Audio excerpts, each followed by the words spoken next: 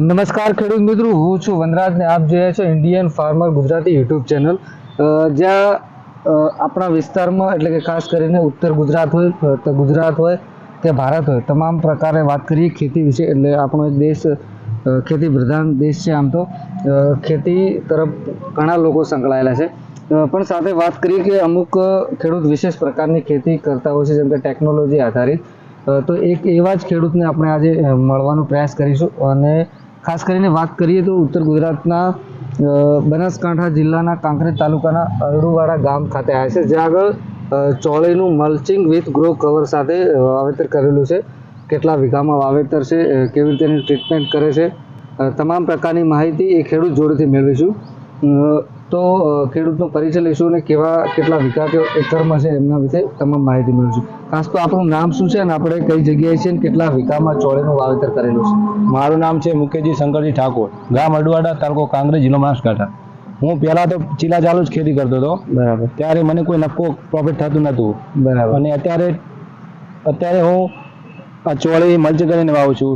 મરચાં, ચોળી એવી આધુનિક ખેતી કરું છું. તેમાંથી બહુ મને નફો થાય છે. અને આ પહેલાં હું ચીલા ચાલુ ખેતી કરતો હતો, ત્યારે મારા મમ્મા એવા પહેલાંથી શામજીજી ને કોઈ બરાબર તેમને મને આ બધું પ્રોત્સાહિત કર્યો છે અને તેમણે જ આ બધું શીખવાડ્યું છે મને. તો અત્યારે હું ચોળીનું વાવેતર કરેલ છે 2 વીઘા. બરાબર. ત્યાં મલ્ચિંગ, ટોપ કવર બધું મારેલ છે.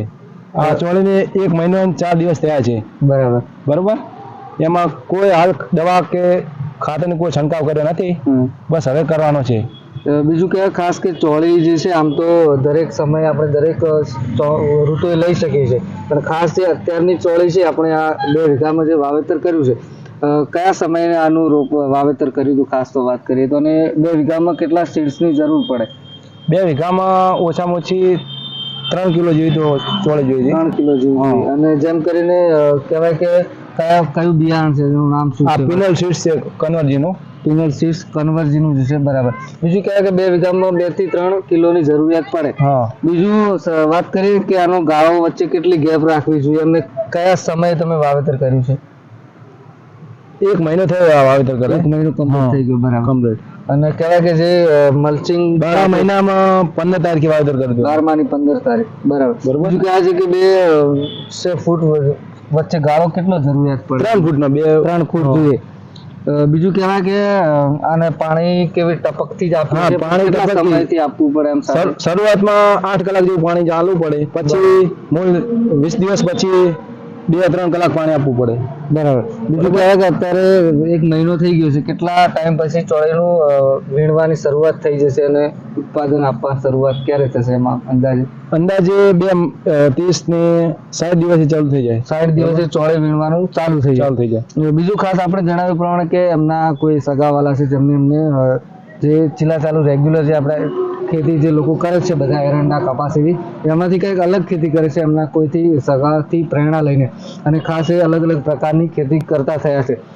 તો બીજું કહેવાય કે અંદાજે ટોટલ 2 વીઘામાં ગ્રો કવર, મલ્ચિંગ સાથે અંદાજે કેટલો ખર્ચો થાય એમ વાત કરીએ? અંદાજે 80,000 જેવો ખર્ચ થયો. મલ્ચિંગ અને ગ્રો કવર, ખાતર, બિયારણ ટોટલ. બરાબર. બીજું કે મલ્ચિંગ નો ઉપયોગ એક જ વાર થાય છે? હા, એક જ વાર. અને બીજું કે ગો કવર છે, વારંવાર યુઝ કરી શકો છો. બીજું કહેવાય કે ઉત્પાદન અંદાજે 2 વીઘાનું આપણે આશરે કેટલું થશે એમ ખર્ચા સામે વાત કરીએ તો? એ તો સર ભાવ એ પ્રમાણે થાય. બરોબર. અંદાજે જેવા ભાવ બજારમાં હોય તે પ્રમાણે તેનું ઉત્પાદન મળી જાય. એમ કહેવાય કે જે રેગ્યુલર જે આમ તો ખાસ વાત કરીએ ચોળી વિશે, તો ભારતની અંદર ખાસ કરીને 1.5 મિલિયન જેટલું ચોળીનું વાવેતર થાય છે પૂરા ભારતમાં. એમાં ખાસ આપણે ગુજરાતમાં છીએ તો નાના ખેડૂતો મોટી ખેતી ચોળી હોય. ચોળી એટલે કઠોળનો મુખ્ય પાક તરીકે પણ ઓળખવામાં આવે છે, જેની અંદર ચોળી કઠોળનો રાજા તરીકે કહેવાય, અને સારું એમાં પ્રોટીન એવા ગુણ રહેલા છે, જેથી તેને વેજીટેબલ મીટ તરીકે પણ ઓળખવામાં આવે છે. તો આપ પણ આપણા વિસ્તારમાં કોઈ નવીનતમ ખેતી કરી અને સારી આવક મેળવી શકો છો, જે રોજિંદા ખેતી કરો છો એનાથી. અને ખાસ બીજું એ કે જે આપણે સૌ જાણતા હશો, કન્વરજી વથાણીયા સાહેબ, જેઓનું પિનલ સીડ છે, એમનું જ આ એક બિયારણ છે, તે જ વાવેતર કરેલું છે. તો ખાસ આપણે પણ જો ચોળી કંઈક વધારે સારો ભાવ મેળવવા માંગો છો, તો જે અમને વાત કરી કે 12માની 15 તારીખે જે વાવેતર કર્યું છે અને 1 મહિનો થયો છે અને આવનારા 1 મહિનાની અંદર એનું ઉત્પાદન ચાલુ થઈ જશે. એ આપણે સૌ જાણતા હશું કે જે 1 મહિનાની અંદર પછી જે ચોળી આવશે માર્કેટમાં એનો ભાવ ઓલરેડી હાઈ જ રહેવાનો છે. કારણ કે 150 થી 200 રૂપિયા ભાવ 150 થી 200 રહેશે જ, કેમ કે એ સમયે કોઈની ચોળી માર્કેટમાં નથી હોતી, એના કારણે સારો ભાવ મળશે. તો આપ પણ આપણા વિસ્તારમાં થોડી એડવાન્સ ખેતી કરી, આધુનિક ખેતી કરી અને સારી આવક મેળવી શકો છો. ખાસ આજે એ પણ આપણે સૌને શુભેચ્છા આપું છું કે 76માં પ્રજાસત્તાક દિવસે આપ સૌ ભારતવાસીઓને શુભેચ્છા પાઠવું છું. જય હિન્દ, જય ભારત, જય જય ગુરુ ગુજરાત.